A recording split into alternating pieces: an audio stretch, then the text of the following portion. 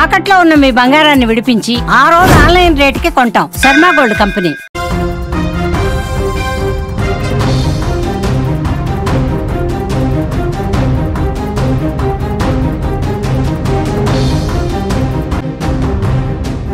అమెరికాలో ఉగ్రదాడి కలకలం రేపుతోంది.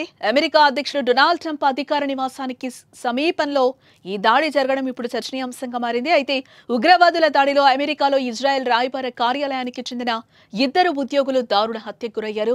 రాజధాని వాషింగ్టన్ డీసీలోని జూయిస్ మ్యూజియం సమీపంలో నిన్న రాత్రి దుండగులు వారిపై కాల్పులకు తెగబడ్డారు. దీంతో ఆ 2 ప్రాణాలు కోల్పోయారు. ఈ ఘటనను యూదులపై మత విద్వేషపూరిత ఉగ్రదాడిగా ఇజ్రాయెల్ అధికారులు అభివర్ణించారు. గాజాలో ఇజ్రాయెల్ దాడుల నేపథ్యంలో హమాస్ ఈ కాల్పులకు పాల్పడినట్టు భావిస్తున్నారు. అయితే ఈ ఘటన అమెరికా దర్యాప్తు సంస్థ FBI వాషింగ్టన్ ఫీల్డ్ ఆఫీస్ కు కొన్ని అడుగుల దూరంలోనే జరగటం గమనార్హం. అమెరికా హోంల్యాండ్ సెక్యూరిటీ కార్యదర్శి క్రిస్టీ నోమ్ ఎక్స్ వేదికగా ఈ విషయాన్ని ధృవీకరించారు.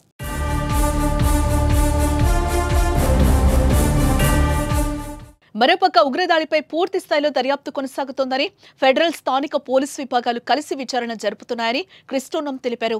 మరోపక్క బాధిత కుటుంబాలకు ప్రగాఢ సానుభూతిని తెలుపుతున్నా ఈ దారుణ దాడికి పాల్పడిన నిందితుడిని తప్పకుండా శిక్షిస్తామని క్రిస్టినోమ్ పేర్కొన్నారు. ఇక ఇదే విషయంపై FBI డైరెక్టర్ భారత సంతతికి చెందిన కాష్ పటేల్ స్పందించారు.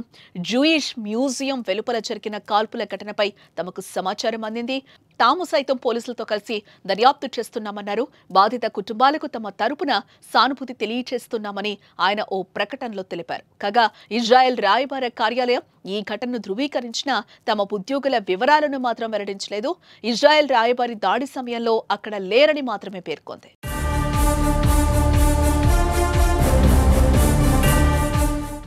ఇదిలా ఉంటే కాల్పుల అనంతరం ముష్కరులు ప్రే పాలస్తీనా నినాదాలు చేసి అక్కడికక్కడే తీవ్ర ఉద్రిక్తతను నెలకొల్పారు.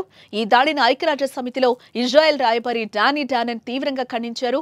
దాడిలో పాల్పడిన వారిపై అమెరికా ప్రభుత్వం ఖచ్చితంగా చర్యలు తీసుకుంటుందని తాము నమ్ముతున్నట్లు విశ్వాసం వ్యక్తం చేశారు. మరోపక్క ఈ ఘటన వాషింగ్టన్ డీసీలో చోటు చేసుకోవడం ప్రత్యేకంగా ఆందోళన కలిగిస్తోంది. ఎందుకంటే ఇదే నగరంలో అమెరికా అధ్యక్షుడు నివసిస్తున్నారు. భద్రతాపరంగా అత్యంత కట్టుదిట్టంగా ఉండే ప్రాంతంలో ఇలాంటి ఉగ్రదాడి జరగటం అక్కడి భద్రతా వ్యవస్థపై ప్రశ్నల్ని లేవనెత్తుతోంది.